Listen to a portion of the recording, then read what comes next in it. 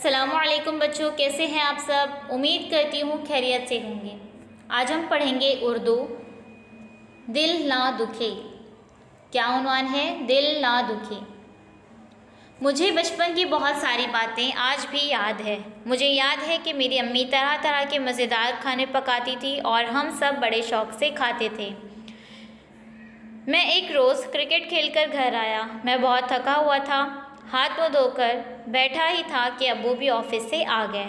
वो एक रोज़ की बात बता रहा है कि मैं एक रोज़ क्रिकेट खेलकर घर आया था, बहुत थका हुआ था, हाथ मुँह धोकर बैठा ही था कि अब्बू भी ऑफिस से घर आ गए थे। वो अपने बचपन की बात बता रहे हैं कि मुझे बचपन की सारी बातें आज भी याद है। तो जब उनके अब्बू भी ऑफिस से आ गए, अम्मी ने एक ट्रे में चाय और टोस्ट लाकर मेज़ पर रख दिए। मैंने एक टोस्ट उठाया, लेकिन वो थोड़ा सा जला हुआ था। मैंने उसे बड़ी मुश्किल से खाया। गौर से देखने पर मालूम हुआ कि प्लेट के सारे टोस्ट ऐसे ही हैं। कुछ देर बाद क्या देखता हूँ कि अब्बू ने वो प्लेट अपने सामने रख ली और मज़े लेकर टोस्ट खा रहे हैं। आमतौर पर वो जितने टोस्ट खाते थे, आज उससे कुछ ज़्यादा ही खा गया। चाय के बाद मैं अपनी मेज़ पर पढ़ाई करने के लिए बैठ गया, लेकिन पढ़ाई में तबीयत नहीं लग रही थी। वो एक रोज़ की बात बता रहे कि क्रिकेट खेलकर जब घर आया और बहुत थका हुआ था, हाथ मुँह धोकर जैसे ही बैठा वैसे ही ऑफिस से अब्बू आ गए। तो जब उसके अब्बू ऑफिस से आ गए तो अम्मी ने क्या किए, एक ट्रे में चाय और टोस्ट लेकर आए। जब वो टोस्ट उठाया तो उसे पता चला कि वो थोड़ा जला था। वो बड़ी मुश्किल से उसको खाया, लेकिन बाद में जब उसने देखा तो वो प्लेट अपने अब्बू ने अपने सामने रखी हुई थी और मज़े लेकर टोस्ट खा रहे थे। और आमतौर पर वो जितना टोस्ट खाते थे उससे भी कुछ ज़्यादा ही खा लिए। वो चाय पीने के बाद अपनी मेज़ पर पढ़ाई करने के लिए बैठा, लेकिन पढ़ाई में उनकी तबीयत नहीं लग रही थी। मैं ताज्जुब कर रहा था कि अब्बू को जले हुए टोस्ट मज़ेदार क्यों लगे। इतने में अब्बू अम्मी की बातें सुनाई थी। अम्मी कह रही थी, आज मेरी गलती से टोस्ट जल गए।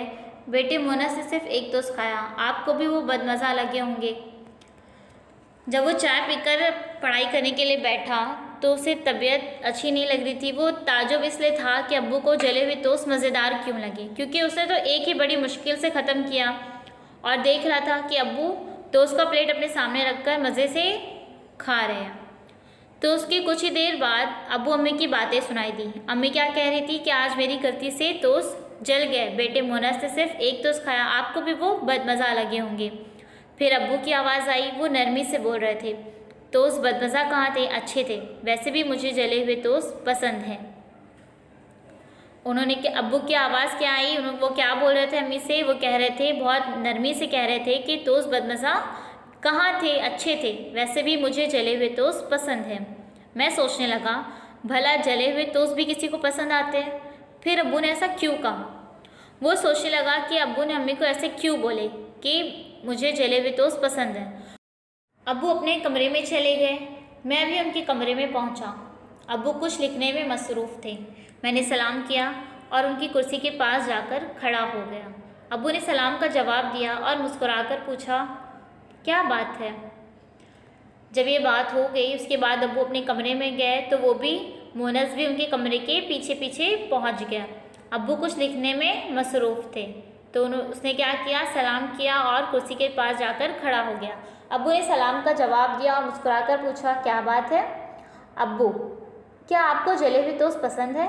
उसने क्या सवाल किया? अब्बू, क्या आपको जले हुए टोस्ट पसंद है? मेरे सवाल पर उन्होंने हैरत से कहा, तुमसे किसने कहा? जब मोनस ने पूछा कि अब्बू आपको जले हुए टोस्ट पसंद है तो अब्बू ने क्या किया, एकदम हैरत से पूछा कि तुमसे किसने कहा? मैंने उन्हें बताया कि मैं उनकी बातें सुन चुका हूँ। अब्बू ने मुझे मोहब्बत से अपने पास दूसरी कुर्सी पर बिठा लिया और कहने लगे, बेटा, तुम्हारी अम्मी दिन भर हमारी खातिर कितने काम करती हैं। आज किसी वजह से टोस्ट जल गए होंगे।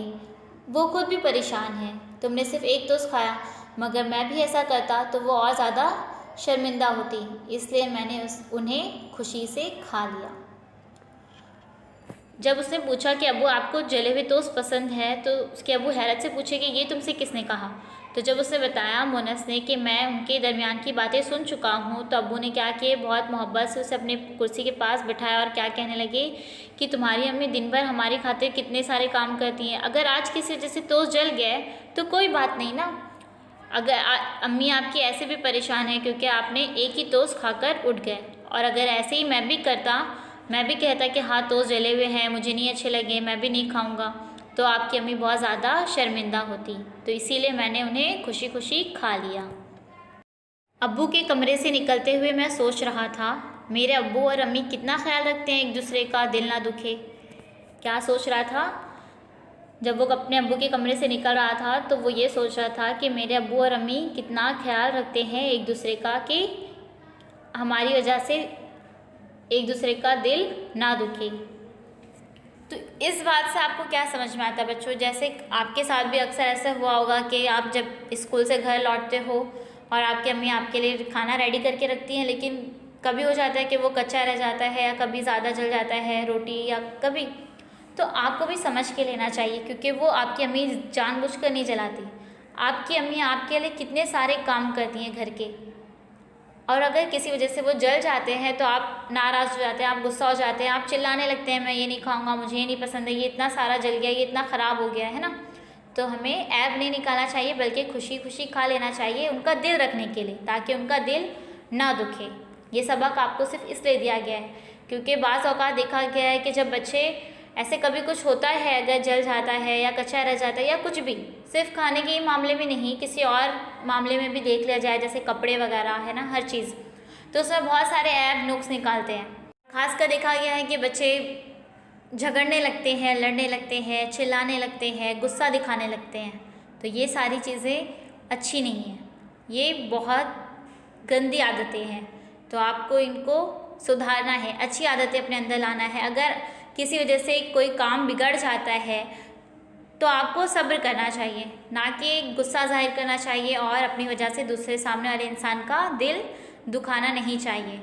तो आपको ये मज़मून, ये सबक इसलिए दिया गया है ताकि आप इस बात को समझो कि आपको अपनी वजह से किसी और का दिल नहीं दुखाना है, इस बात का ख्याल रखना है।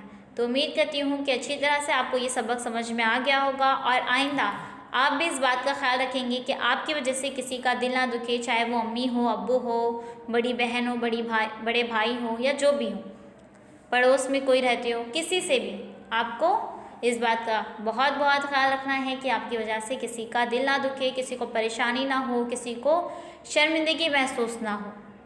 जल्द ही मिलेंगे एक नई वीडियो के साथ। अल्लाह हाफिज़। Please subscribe the channel and press the bell icon.